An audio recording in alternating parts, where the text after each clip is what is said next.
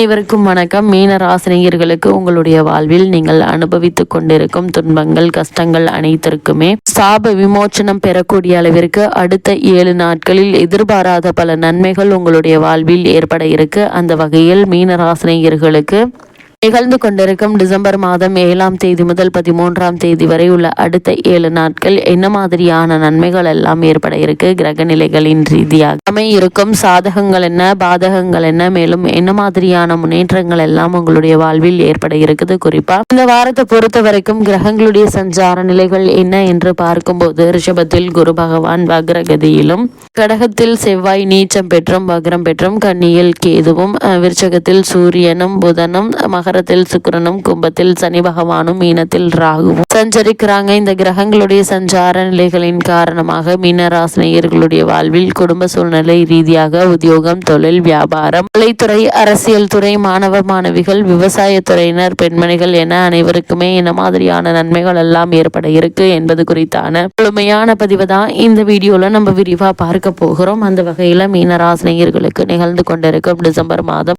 7ஆம் தேதி முதல் 13ஆம் தேதி வரை உள்ள அடுத்த 7 நாட்கள் மேலும் என்ன மாதிரியான நன்மைகள் எல்லாம் உங்களுடைய வாழ்வில் ஏற்பட இருக்கு என்று பார்க்கும்போது, ராசிநாதன் உங்களுடைய ராசிக்கு 3இல் இருந்தாலும் வக்ரகதியில் இருப்பதால தைரிய குறைவாக இருந்தவர்கள் கூட தைரியம் பெற இருக்கீங்க. எப்போதும் துணிந்து எந்த ஒரு முடிவையும் எடுக்கக்கூடிய ஒரு வாரமா இந்த வாரம் அமைஞ்சிருக்குதுங்க. அவருடைய பார்வை உங்களுடைய ராசிக்கு பாக்கியஸ்தானத்தில் விழுவதால் சில எதிர்பாராத நன்மைகள் இந்த வாரத்தில் உண்டாகக்கூடிய ஒரு தருணமா அமைஞ்சிருக்குதுங்க. மீனராசினியர்களை பொறுத்த வரைக்கும் உறவினர்கள் உங்களுக்கு உதவிகரமாக இருப்பாங்க. சின்ன சின்ன ஆசைகளும் கூட ஒன்றன் பின் ஒன்றாக நிறைவேறக்கூடிய வாய்ப்புகள் இந்த வாரம் அதிகம் உண்டுங்க. புதன் உங்களுடைய ராசிக்கு பாக்கியஸ்தானத்தில் இருந்து குருவால் பார்க்கப்படுகிறார். அதனால் புதனுடைய ஆற்றல் அதிகரிக்கக்கூடிய ஒரு தருணமா இந்த வாரம் அமைஞ்சிருக்குதுங்க. அதே போல் பண வரவுகள்ல பிரச்சனை என்பது ஏற்படாது. குறிப்பா கணவன் மனைவி உறவுகளுக்குள் ஓரளவு அன்பும் அந்யோன்யமும் நிறைந்த ஒரு வாரமா இந்த வாரம் அமையிருக்கு என்பதை கிரகங்களுடைய சஞ்சார நிலைகள் மீண்டும் மீண்டும் உங்களுக்கு அறிவுறுத்துதுங்க. அந்த வகையில மீனராசினியர்களுக்கு இந்த வார கிரக நிலைகளை ஆராய்ந்து பார்க்கும்போது உங்களுடைய ராசிநாதனான குரு வக்ர இயக்கத்தில் இருக்கிறாரு. சனி வக்ர நிவர்த்தியாகி பலம் பெற்று விரையச்சனியாக சென்றிருக்கிறார். எனவே இந்த வாரம் எதையும் திட்டமிட்டு உங்களால் செய்ய இயலாது. திடீரென விரயங்கள் அதிகரிக்குங்க. அது மட்டும் இல்லாம உற்றார் உறவினர்களுடைய பகை கூட உருவாகுங்க.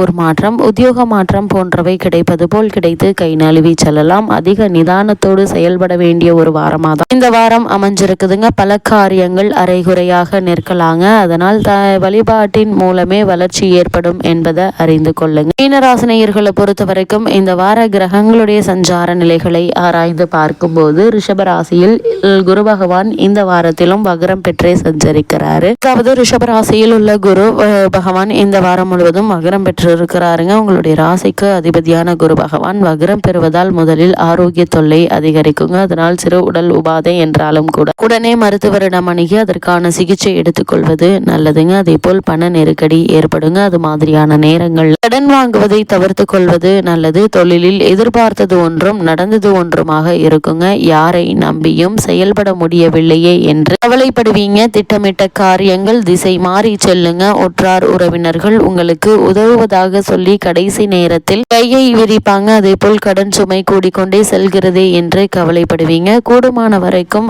மீனராசினியர்கள் கடன் வாங்குவதை தவிர்த்துக்கோங்க. அப்படி முடியாத பட்சத்திற்கு தேவையான அளவிற்கு மட்டும் கடன் வாங்குவது மிக மிக நல்லது என்பதை கிரக நிலைகள் மீண்டும் மீண்டும் உங்களுக்கு அறிவுறுத்துதுங்க. தேவையில்லாமல் எந்த விஷயத்திலும் எடுத்தோம் கௌத்தோம் என்று செயல்படாமல் இருப்பது மிக மிக நல்லது என்பதை கிரக நிலைகள் மீண்டும் மீண்டும் அறிவுறுத்துது. அதே போல் மீனராசினியர்களை பொறுத்த வரைக்கும் சனி மற்றும் செவ்வாயினுடைய பார்வை ஏற்படுகிறது. கடகத்தில் உள்ள செவ்வாய் இந்த வாரம் முழுவதும் கும்பத்தில் உள்ள சனியை பார்க்கிறார். இந்த முரண்பாடான கிரகங்களுடைய பார்வை அவ்வளவு நல்லதல்லங்க. எதிர்பார்ப்புகள் எதுவும் நடைபெறாமல் கூட போகலாங்க.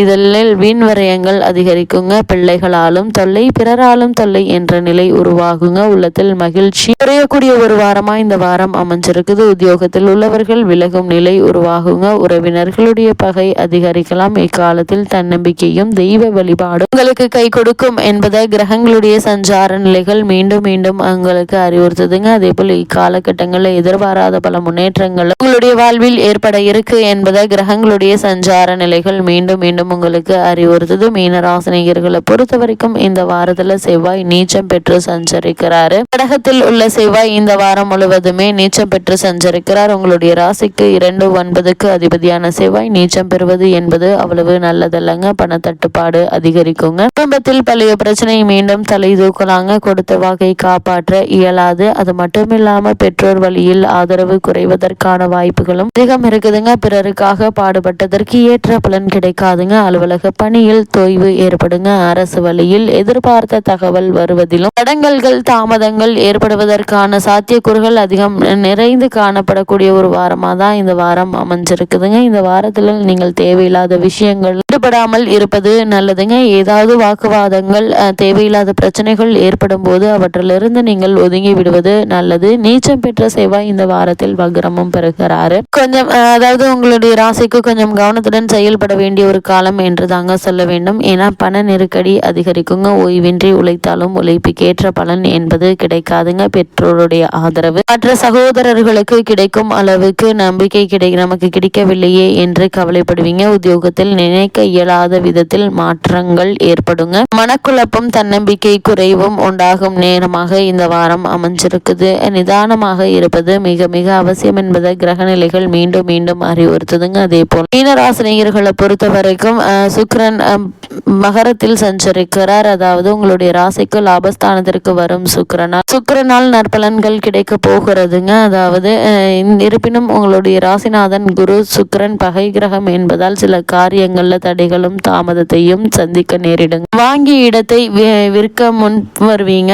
வாகனத்தால் தொல்லை உண்டுங்க. கடன் சுமை அதிகரிக்கும். ஆரோக்கியம் சார்ந்த விஷயங்களில் அக்கறை தேவை என்பது கிரகநிலைகள் மீண்டும் மீண்டும் அறிவுறுத்துதுங்க. மேலும் என்ன மாதிரியான விஷயங்களை நீங்கள் கவனமாக இருக்க வேண்டும் என்று பார்க்கும்போது மீனராசினியர்கள் பொது வாழ்வில் உள்ளவர்களுக்கு எதையும் துணிந்து செய்ய இயலாது. வியாபாரம் மற்றும் தொழில் செய்பவர்களுக்கு உழைப்புக்கேற்ற லாபம் கிடைக்காது. உத்தியோகத்தில் உள்ளவர்களுக்கு மேலதிகாரிகளுடைய கெடுபிடி அதிகரிக்குங்க.